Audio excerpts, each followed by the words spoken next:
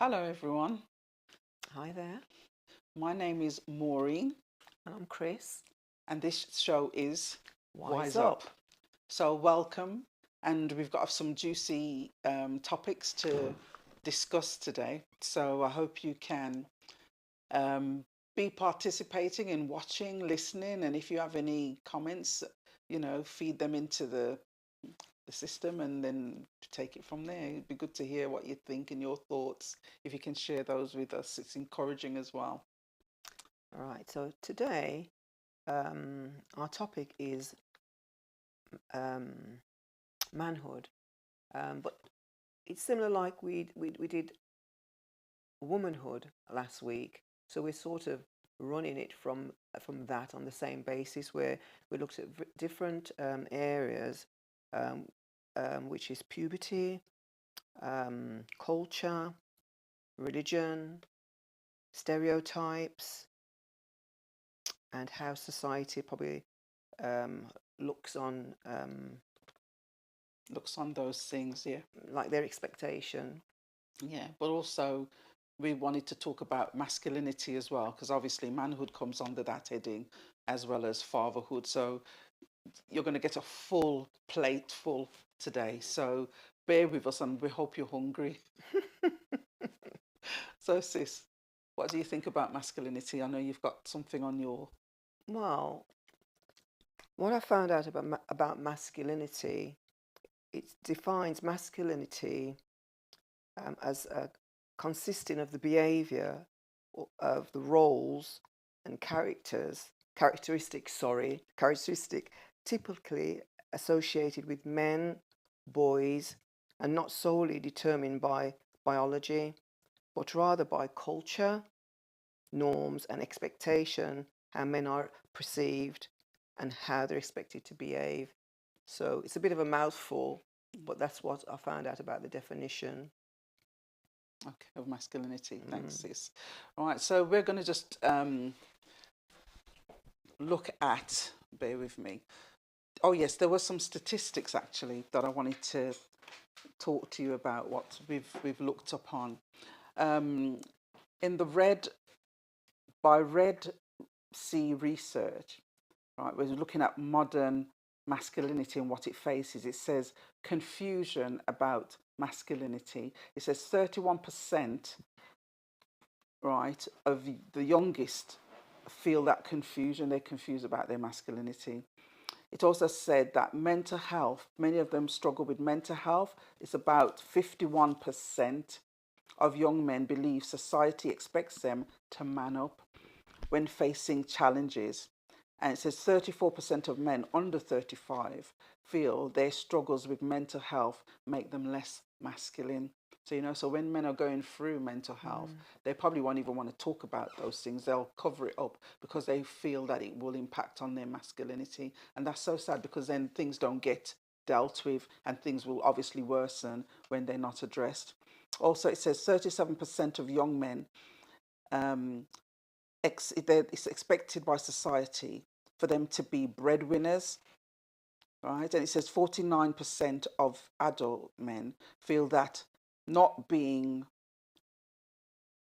can't even read my own writing, not being able to financially provide Mm. would make them less masculine. So it would emasculate them.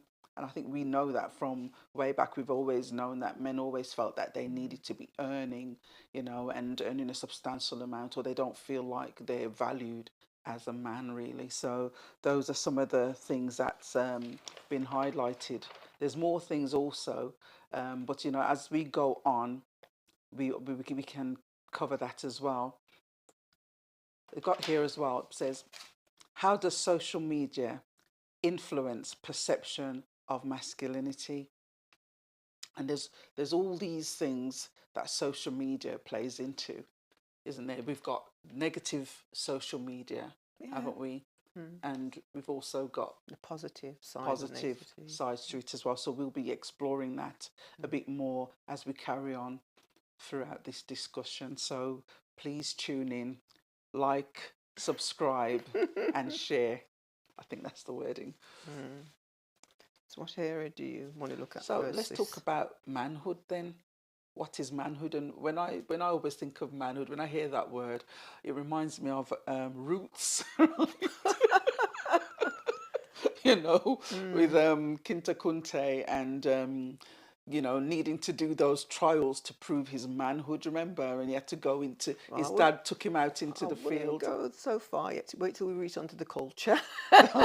I'm just saying what I felt, that's what that Well, I reminds me suppose that's of, what you those think in your rites own of mind. passage Yeah. that they had to take. Well, here I've looked at what manhood meant in the dictionary, and it said it's a quality, strength, and courage that are expected of man. And there are 3 rules of manhood. Said a real man is a fighter, a winner, and we've probably heard of those expressions. A real man is a provider, protector of women, children, and others.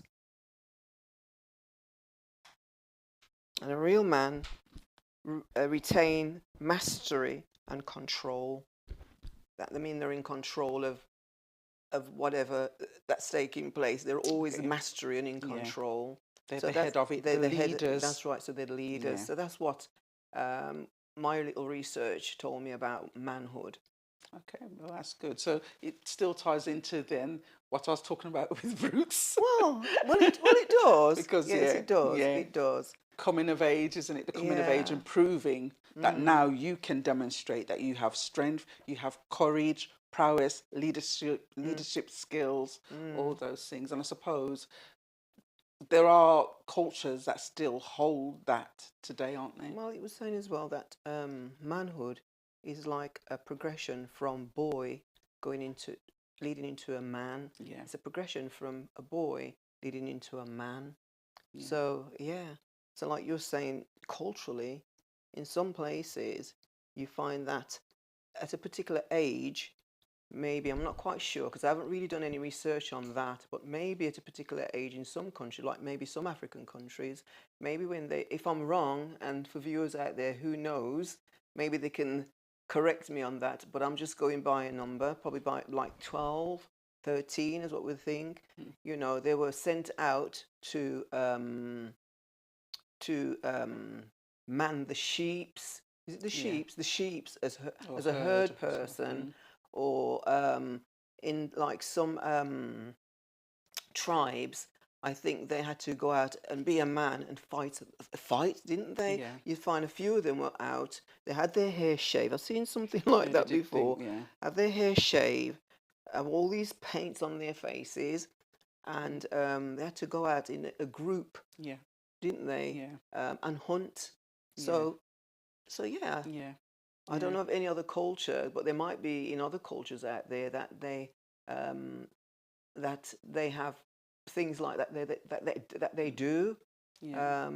But it's interesting, isn't it? Because sometimes you could think that, like places like Africa, where young men they're taught certain things growing up. Yeah. It's not just like we'll wait till that child is 12, then we'll download all that information. They start them young, because do you remember there was something in the news about that young boy who got lost in the...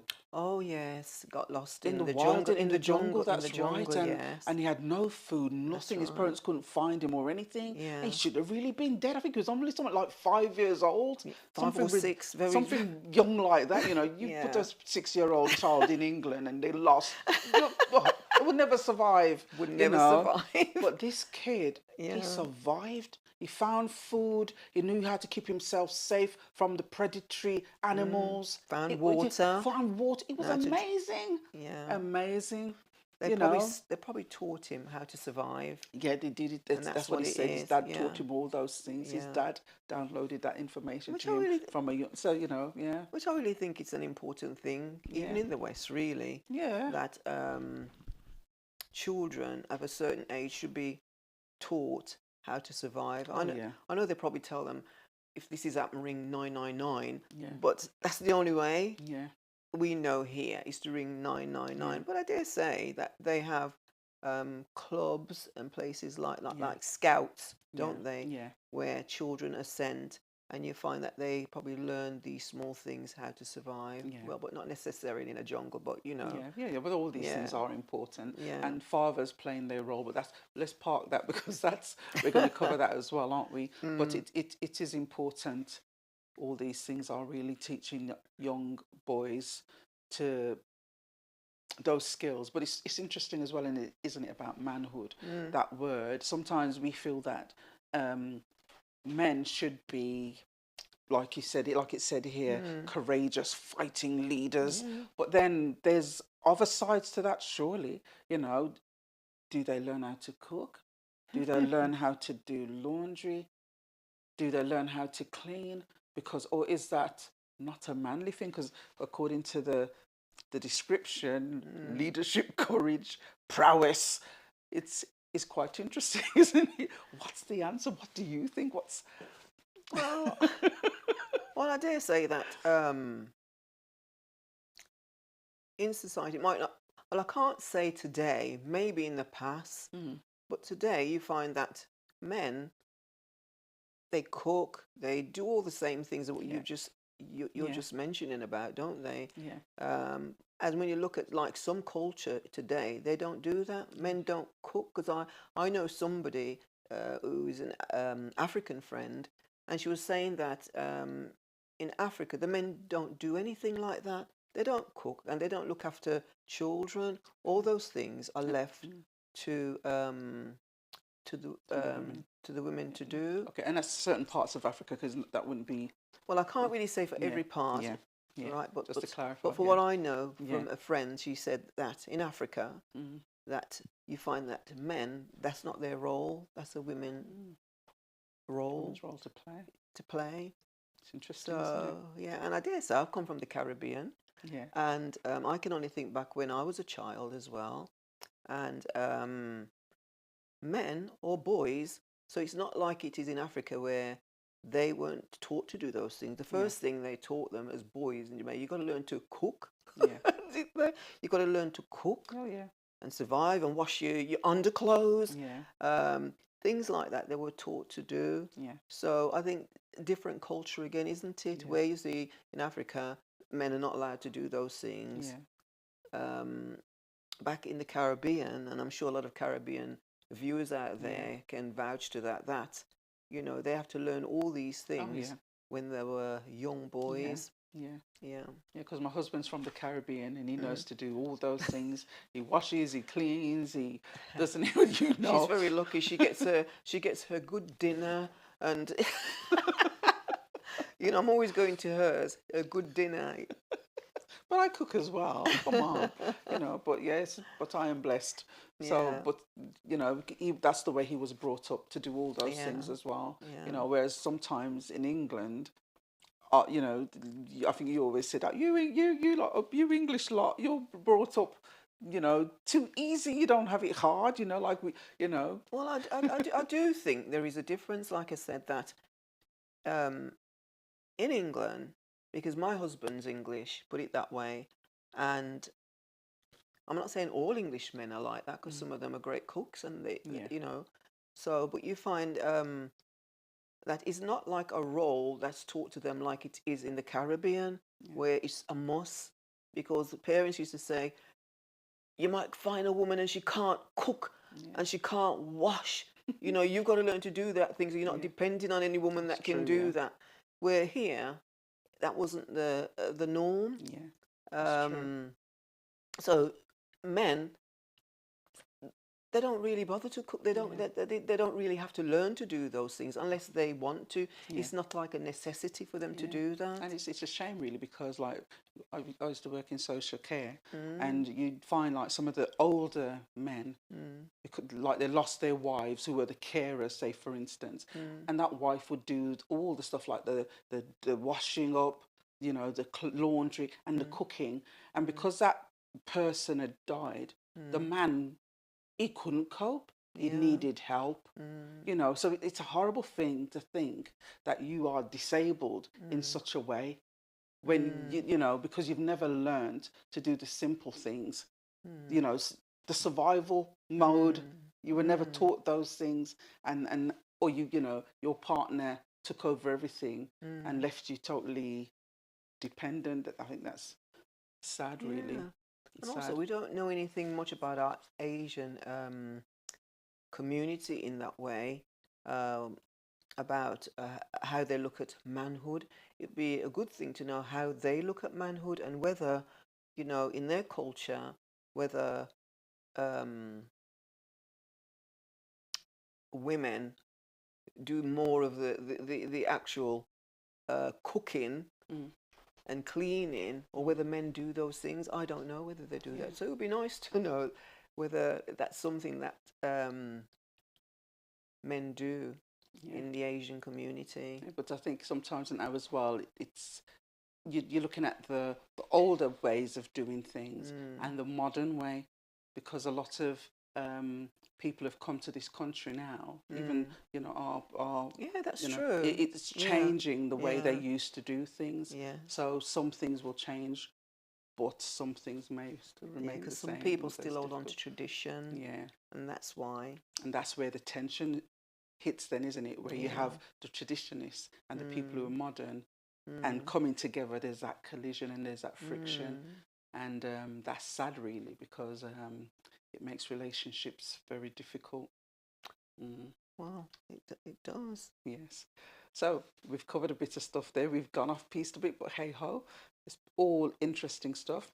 Right. So I wanted to talk about something about a comment that Gareth Southgate made. Okay. Yes, and we've got a clip here for you as well. It was Mm. talking about the crisis. There's a crisis in masculinity. Yeah, that's quite interesting. Mm. Yeah. So we'll watch the clip that will come up in Young a men minute. are suffering. They're feeling isolated. They're grappling with their masculinity and with their broader place in society. As real-world communities and mentorship declines, young men end up withdrawing, reluctant to talk or express their emotions. They spend more time online searching for direction and are falling into unhealthy alternatives like gaming, gambling, and pornography. Okay, so quite interesting stuff. And this was an interview that he did with oh gosh, I forgot the first name. Oh, Dingle? I can't say We his remember. name now. Dingleby Ding- or somebody.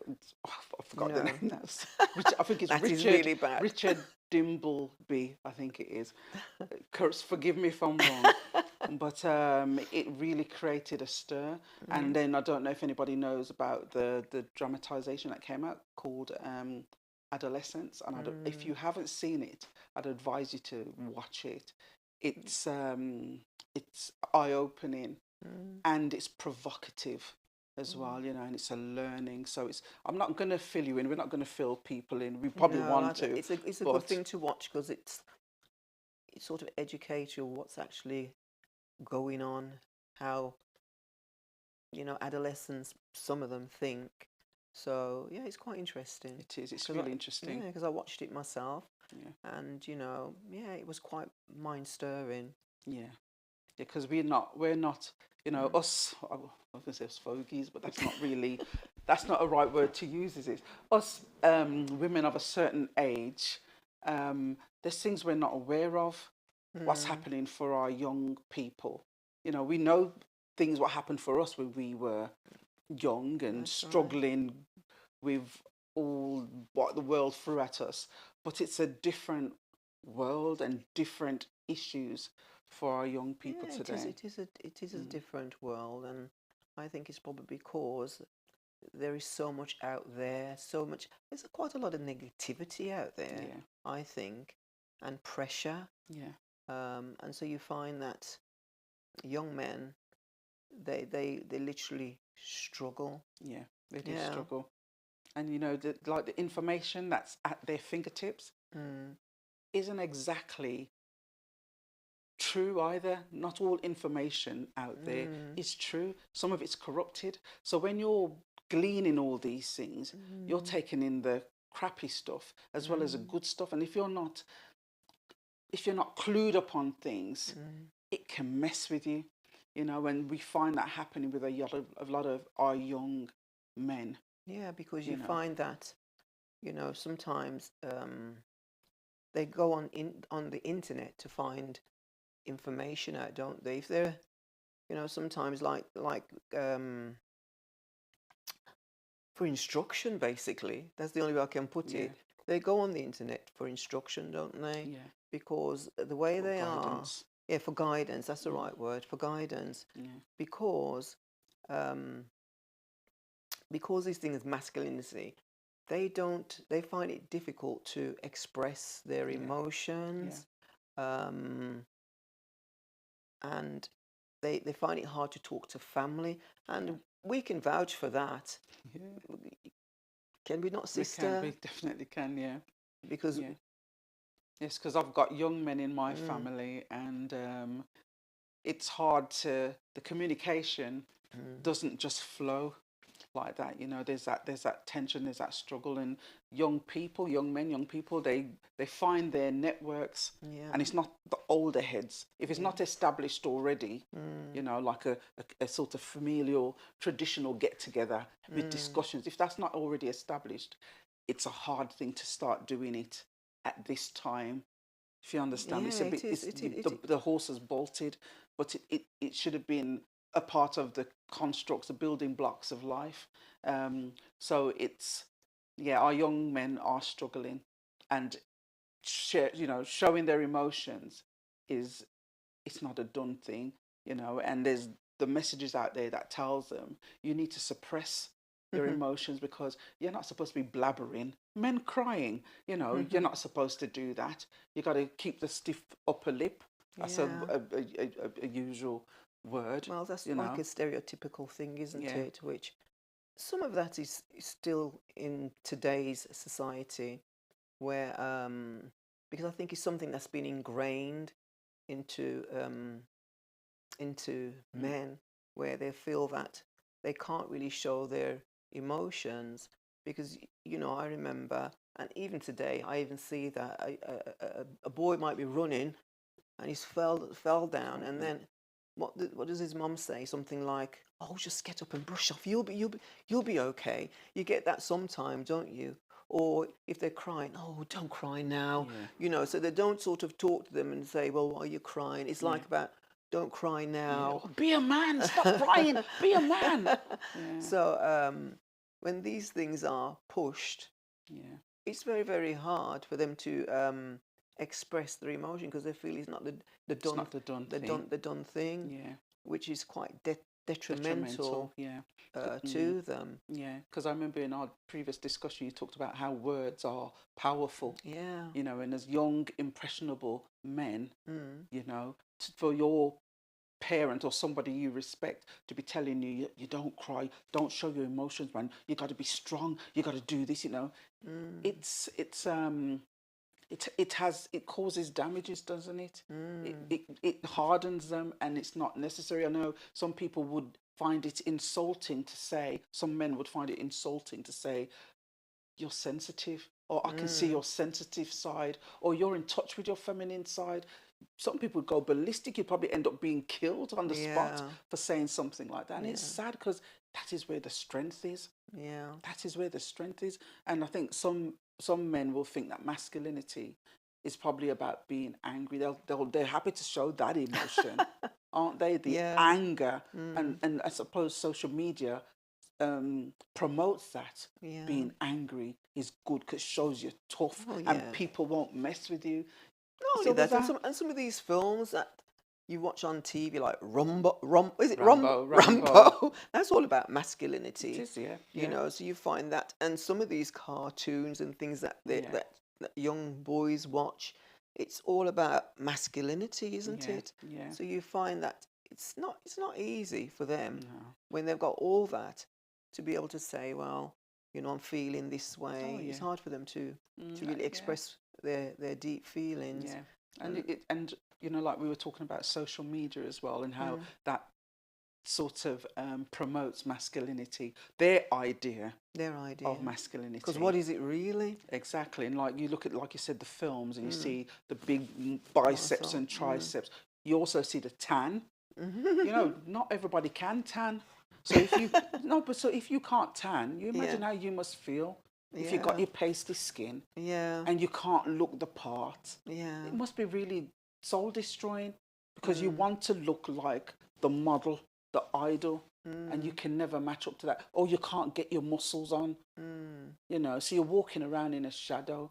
It's terrible. And then when other people see you looking, they think you're geeky or you don't look the part, taking on all those burdens as a young man, wanting to be impressionable, wanting to have a degree of prowess. He doesn't have that. So that's You know, really a it's lot hard. of like stereotypical views, though, Yeah, isn't it is, of course, it's stereotypical views, yeah. and that shouldn't really define what masculinity really is, but you know, it's just the norm. Yes, yes. And So, what is- so something Gareth Gates said, because I've written down here, it says, he spoke about the challenges young men face, particularly in the digital age, right? And it was Richard Dingleby. Dinglesby. Oh gosh, Dingleby. Anyway, so his concern was that many young men are struggling with their masculinity and feeling isolated, often turning, listen to this, they're often turning to gambling, gaming and porn. Yeah. Right? And some are into what do you call them, substance abuse and stuff like that as well, right? Instead of real life mentors. Yeah, it talks about there's a callous manipulation and toxic influence that's filling the void, promoting harmful ideas about masculinity, success, and relationships. You know, and you know, you can see that played out, you know, in the courts, you know, with violence towards young women. You know, young men committing suicide because they don't feel that they're successful. You know, it's really a very pressured environment for these young men out there. You know, and we really do, as a community of people, we need to be aware of that. We really do. We need to be aware of that. It's also said young men are being bombarded with unrealistic images of the perfect body, the perfect career, and the perfect life, which can negatively impact on their self-esteem. So these were some of the things that Gareth was talking about. And, you know, you can access that information on the BBC. I think you can still find it. Google or whatever you do. You guys know it more than I do. But the information is there to look at and learn from, be informed. You talked about isolation, didn't you? Yeah. About them feeling isolated. Well, when you think of it, why do you think they probably feel isolated? Why do you think maybe some of them are going to do these things? Because, you know, watching pornography, going on the media, social media, gambling, and doing all those things. What do you think is missing in their life for them to be doing things There like must be this? something missing. No, What do you think? What do you think out there? What is missing? Personally, they've got. If it said they're feeling isolated, what you just read there, that means they don't feel that they have anyone who they could go to. Yeah. Really, who they could go to talk to. So they're not going to talk to family or friends, and so that's why they're using social media for it's like how could I explain it? It's like a drug. It's like a drug, isn't it? Because they go there because it seems to satisfy that need, where really it's not satisfying that need. It's just leading them to. It's taking them down a spiral. It's taking them down a spiral where I feel that I always come back to look at it that parents. I always come back to look at that parents. I'm not saying parents should have all the responsibility, but parents are the first educators I believe, Yeah. with their children. And I think somewhere along the line, as I always say, that is lost. And I think it's lost because there's so much pressure. Everyone's working. Yeah. You know, you get your children when they're small, and you know, I see my own children do that, and because they're so busy in their life, so they put them in front of the TV, or the or they laptop, give them, or what is they it call it, iPads, iPads and tablets. yeah, tablets, and these poor kids will be looking at these things for ages. Yeah. So of course, curiosity as well. They realise this is I'm going to learn. Yeah, this is the font of all knowledge. That's right. So instead of coming to parents now, Yeah. they're going to go to those things as they get older, because communication is sort of ceased. Yeah. Because you find that, like I was saying last week, that you find with adolescents, we were talking about adolescent women, it's the same for young men. Yeah. They'll probably go upstairs and they'll be on their Laptops or their phones, social media their stuff, phones, social media, and all they'll be yeah. doing all the time, and they'll be up for hours. Yeah, they will. And hours, And they won't get no sleep. and they won't get 5 any o'clock, sleep, 6 o'clock. and they won't Work get any next sleep, day. because for them that's their social life. Yeah. Because outside of that, they don't really, Yeah. you know, They can't function they can't properly. they can't function properly. Yeah, and I think that's so sad, because that world is not a real world. And sometimes they go into chats and make friends with people who aren't necessarily real people, because everyone is hiding behind That's right. a mask Yeah. and can portray Yeah. a wonderful life, and they're doing this, but in reality they're not. But you would never know that. And our young people are getting sucked into that pseudo ecstasy, I'll call it, and that's so dangerous. But they can't see it, and Well, that's so sad. They can't, and I don't know how we as parents or as a community of people, that's right, or as a community of Yeah. people can help. Can help, Yeah. because really you find that communication is becoming zero, and I like to talk. And I find that when that's not happening, I know there's something wrong there. So you just look at society and the way it's going. There's hardly any communication out there. That's true, there Everything. isn't. If you ring somewhere, you don't get anyone. No. So it's always a machine, and it's a bit like that. So what are is. we really teaching? What are we really teaching young men? Yeah. Because all your information, it's not physical. It's not physical contact. It's digital now. That's right. So it's digital. Yeah. So And that's sad, because the older you are at the other end of the spectrum, sometimes you can't operate those things. So how do you connect with those people who are digital? So there's a whole lot of information that's not being taken on board, that's not being heard. We have a lot of information to give. Of course we have. We have. But if you tell me, Maureen, put that on a digital blah-de-blah, I'll be like, what? You know? And somebody will be there desperate to be fed. But I haven't got that means to give them that information. Not digitally anyway.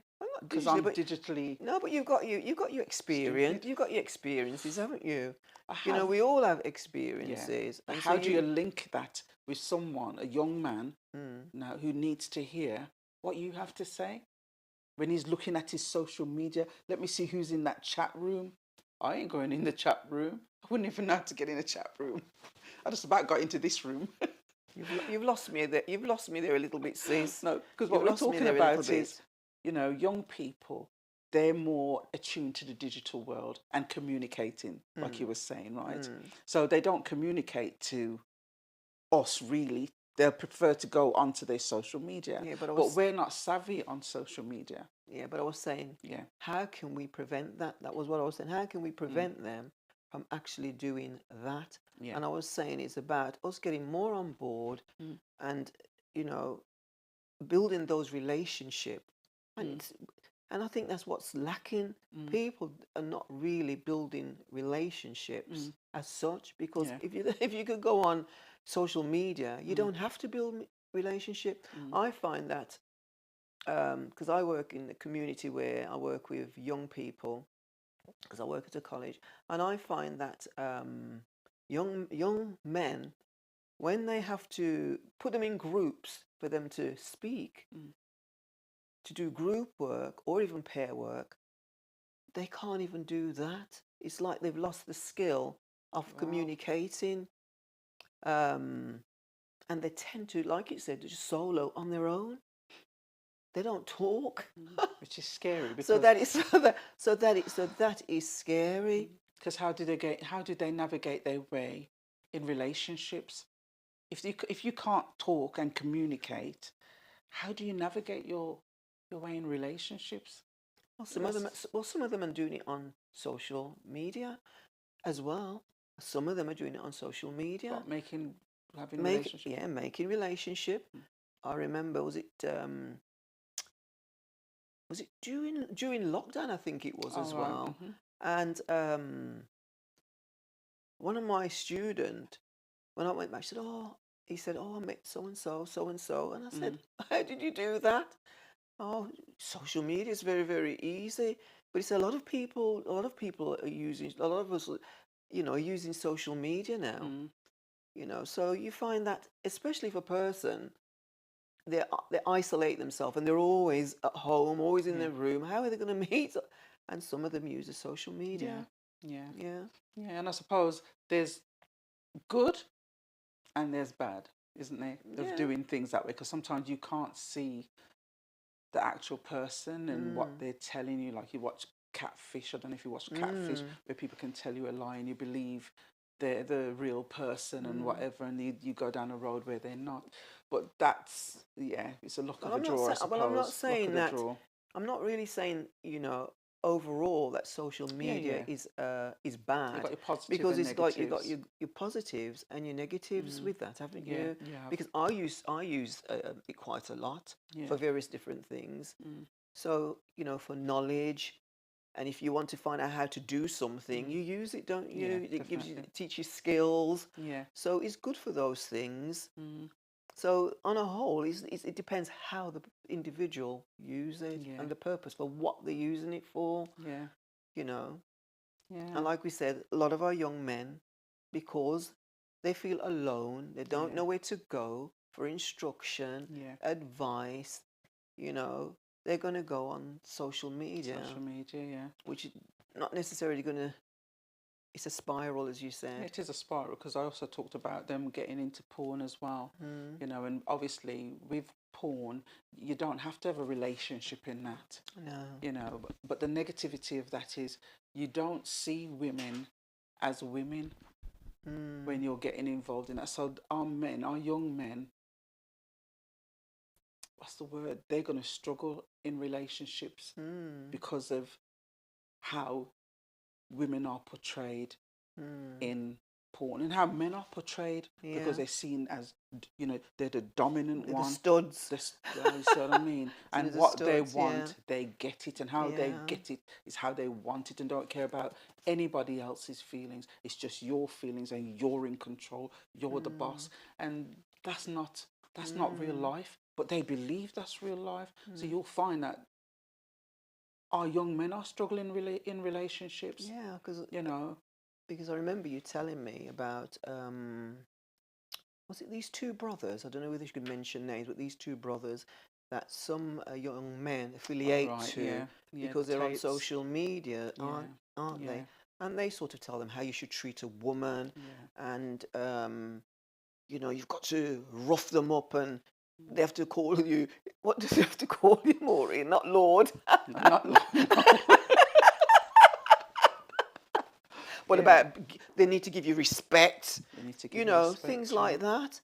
And you're not successful unless you have money. That's right. Things like that. That's right. And it's sad, because when I've followed some of the stuff just to be informed, and I've seen how they've got their money, because I think they did it through trafficking and prostitution, and but they went into, I can't remember what country it was they went in, but they got women who wanted to do that kind of thing, and obviously Yeah. they got their money through that. They were clever how they orchestrated it, but that's how they got their money.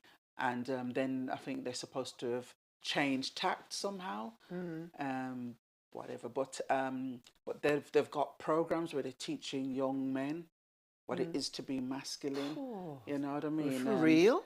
Yeah, they've got, and I tell you, people are, well, the young men are buying into it in their droves. I've even had a Christian person talking to me that, yeah, they got, it was good, and I'm thinking, Oh dear it me. was good, because they're saying, you know, men should be men, you know, Yeah. like in the Bible it talks about, you know, women should be, what does it say?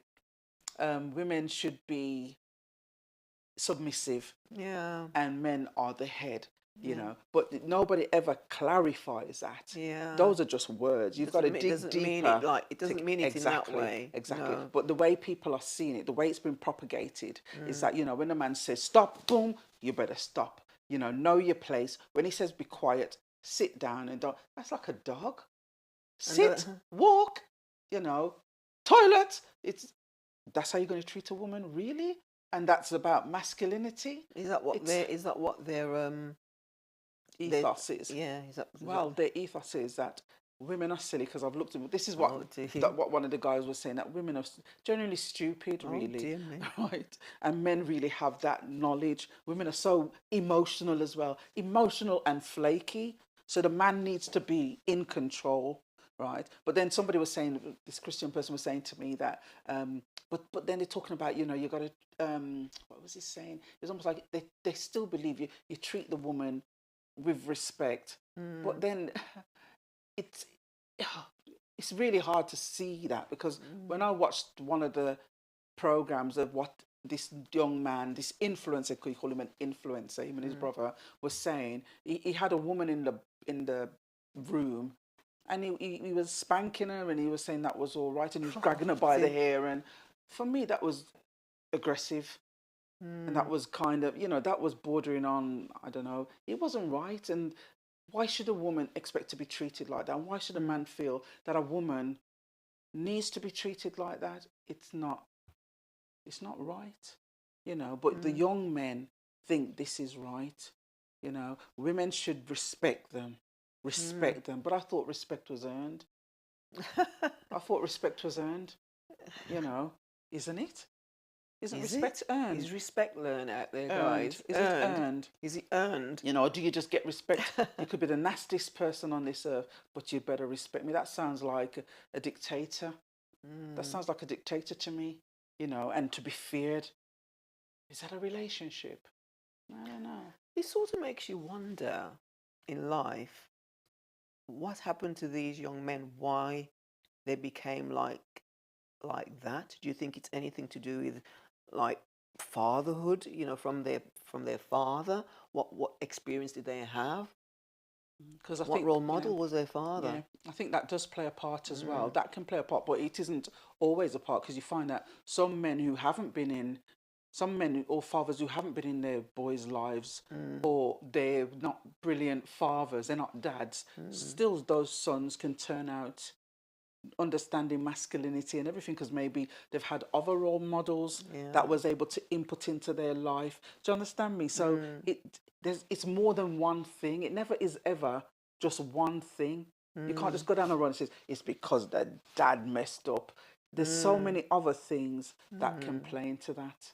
Do you understand? Because then, you know, you can have the great father, but that child decides he's going to rebel, and then look into social media, getting linked into porn. You know, there's so many different things. To me, I always look at masculinity and being a man. To me, it's like something different. It's like giving me a different message of what masculinity is and manhood. To me, it seems like, you know, there's a little shift, because masculinity is, like you say, it's more like a behavior.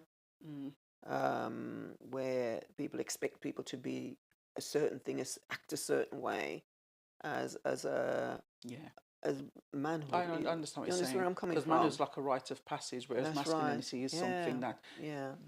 it's almost like it's a piece of garment you put it on. Yeah. Because you can have women who have masculine traits. That's right. So you know. Yeah. So it's how it's defined. It's just a norm. Yeah. And how it's really defined. So. Yeah. What areas have we got to cover?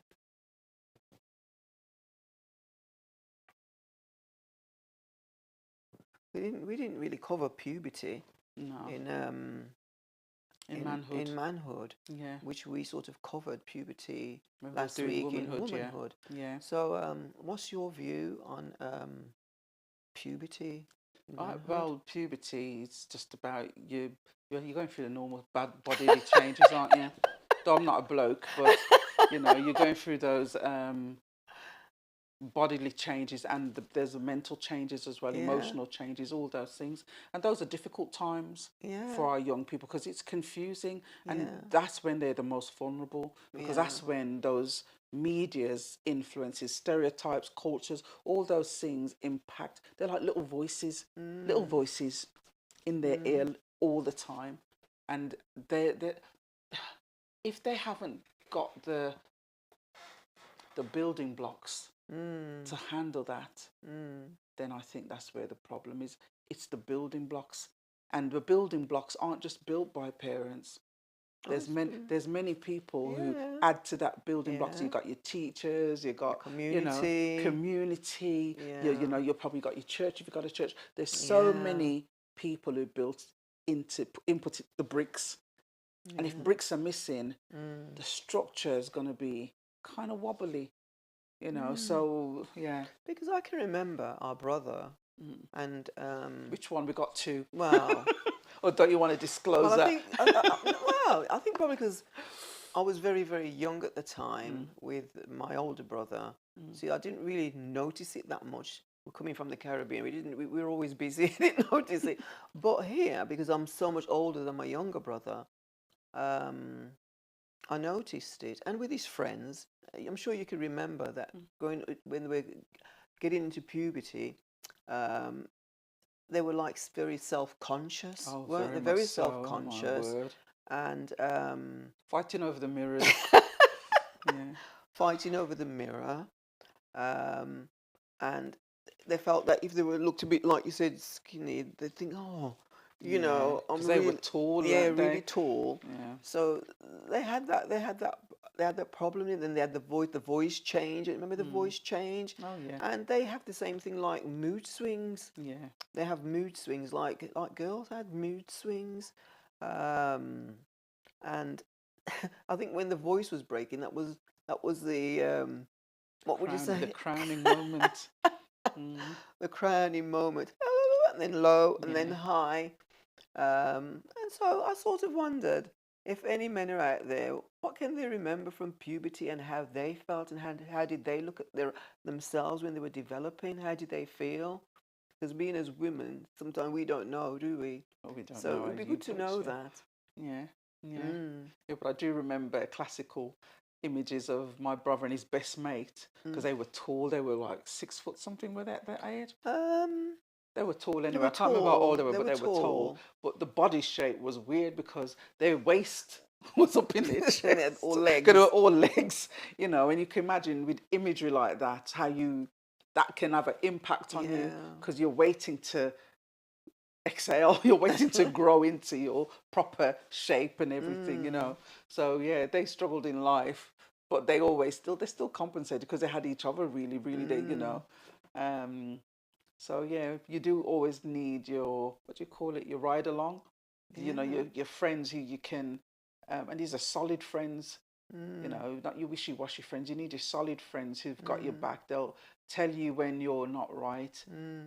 And you should be able to tell them that too. And you encourage each other and you push each other, because that's important too. And so many young men, they probably don't even have a really good friend. And I think as well, puberty sort of starts to lead into adolescence, really, doesn't it? And then you think to yourself, just like the program that you mentioned about Adolescence, with how that boy felt, it was similar like that, because he felt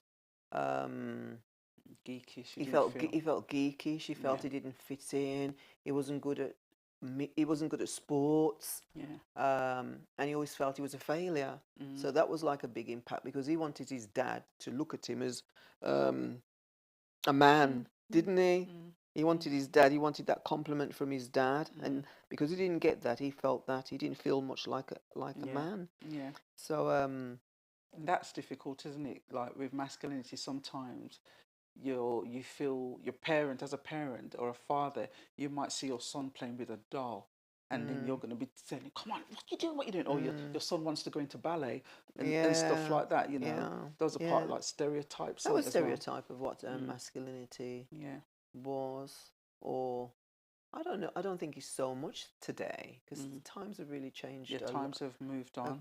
Have moved on. I think there's more information now, isn't there? There are more To information. deal with those things, and more acceptance. Though things still aren't 100% changed, you know, but it's much better than it was in the past, because I know watching like past films where when sons would tell their dad they want to go into dancing, or you know, the father would be angry, or they didn't want to play football, they wanted to do ballet, you know, like what is it? What was it? Some foot? I can't remember.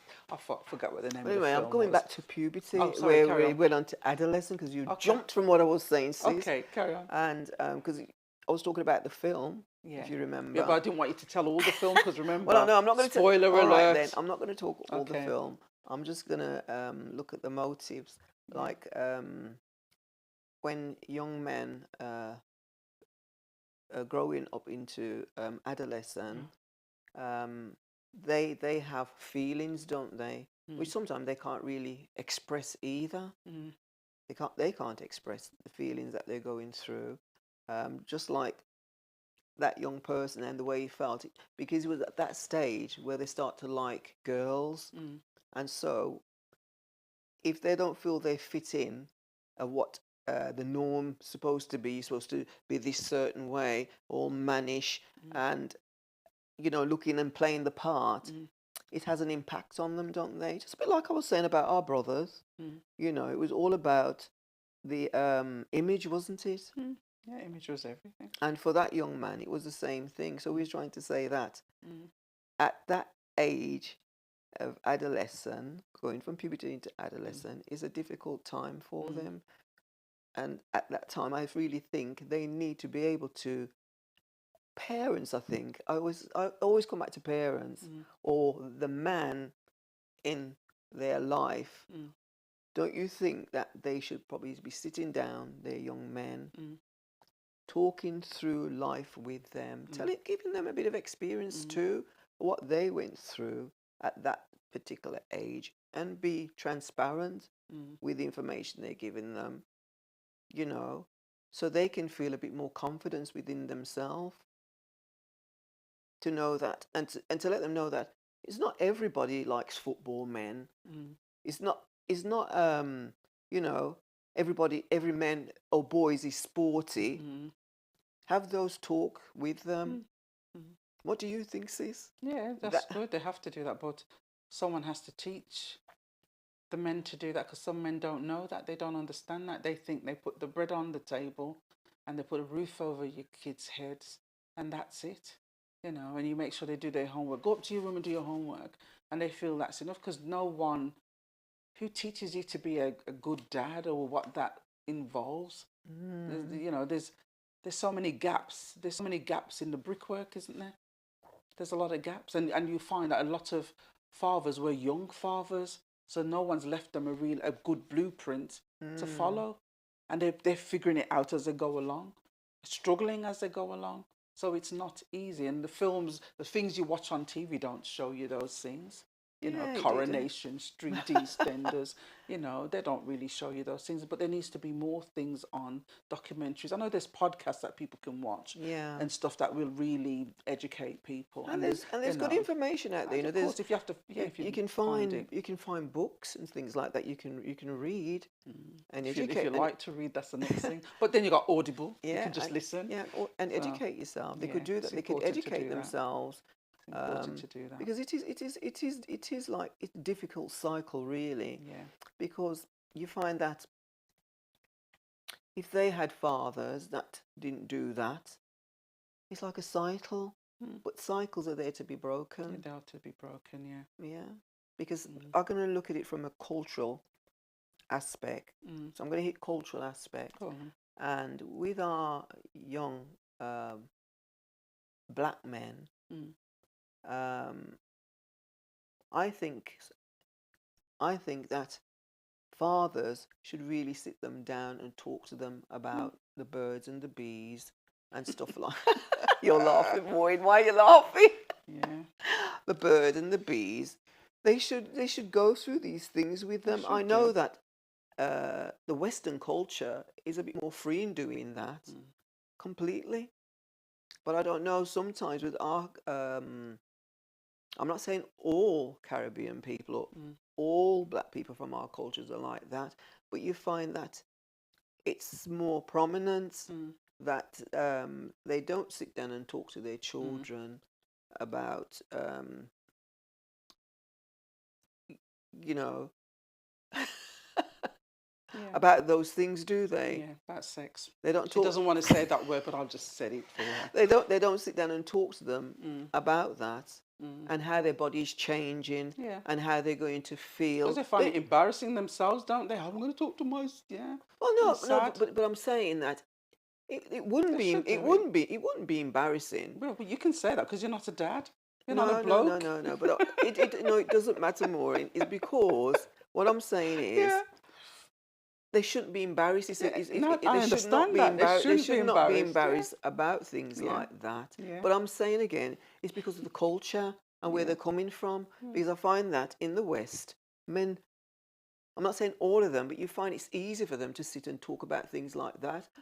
You know, I have men friends who are English, and when their young boys were growing up, they sat and talked to them. They were like friends and friends sometimes. They could come, sometimes they say, oh, too much information, you know, and they're fine. And I've heard other young black boys will say, oh, I wish I could talk to my father, like my friends sit down and they can discuss things with their father. So what is it about our black men, some of them, why they find it so difficult to sit down and really talk to their young boys about, you know, as they're growing up, sort of from puberty into adolescence, you know, the changes of their body and the way they might feel and going to feel. You know, talk to them because they've been through those things. I think a lot of them sometimes they think that that's a responsibility of the school, and that's sad. It's a Very, it's very, a silly. very, very. It's a what is it? It's a cop out, isn't it? Really, It is a cop out. It's a cop out. And I think now that's why you probably find that in school, you find that they are doing this quite a lot. They did it in my time, but not as prolific as they're doing it today. We only heard a little minor things to what it is today. And it's because they know that probably parents weren't sitting down and doing those things with their children. It's parents' responsibility to do those things. I'm always going to still say parents' responsibility to do those things with their children. They learn, they teach them these things from home first. So when they go out, you know, they're not picking up and learning things which are not really, you know, not safe, really. Not safe. It reminds me of the Jamaican saying, dance a yard before you dance abroad. That's right. Which means, you know, you learn what you need to learn in your home first before you go out and whatever. So yeah, it does make sense, really. It should start, you know, the home should be the first place that they should feel safe in doing that. In having that. There should be that, that's right. There should be a safety environment. Yeah. But if you're not a home, if the home ain't felt safe, it would be hard to have those discussions. A home should always be a safe place. Well, it should be a safe place. You know what I mean? And where kids feel that they can speak rather than being silent and not heard, because that's also something that was taught to us as kids. You know, you be quiet. You know, you're amongst adults. You don't say nothing. You know what I mean? And it's sad that it shouldn't be that way. We should be, you know, our young people should be able to talk to us about anything, and we shouldn't be embarrassed to have those conversations. No, I don't think. Them, really. I don't think. I don't think fathers should be embarrassed to talk about that to their children at all. Yeah. Do you think that fathers would, well, this is just slightly changing, but do you think fathers would be more akin to have conversations with their daughters than their sons about things like that? Just throwing it out there. No, well, okay, just wondered. I don't personally. If they can't talk about those things with their boys, I'm Because sure you see, they'd be more protective of their daughters. But I don't know. What do you think out there? Do you think fathers would find it easier to talk to their daughters about the birds and the bees rather than talking to their sons? I don't know. Just a thought. Just a thought. It'd be interesting, and if you've done that yourself, would be interesting to know. You know, but yeah. It would be interesting to know. Yeah. So what else have we got on our little list then? Like religion is an interesting one, isn't it? Yeah, we haven't really touched much. We haven't really touched much on religion. Yeah. Okay, but you know what? We're just whetting your appetite because that's going to be a juicy one as well. So we're going to stop there. And if you want to know more, you know, we felt this really ticks some boxes for you, tune in and we'll continue the conversation. Right. So we're out of here. Hope you had a good time listening to us and felt, you know, you wanted to say something yourself. That's good. Yes, that's food for thoughts, isn't it? There was a lot mentioned today, and obviously we could have gone into more details, but you know, it's time. So thank you so much for tuning in. Like, share, and subscribe. And comment. Yeah. Thank you very much. Thank Bye-bye. you. Bye.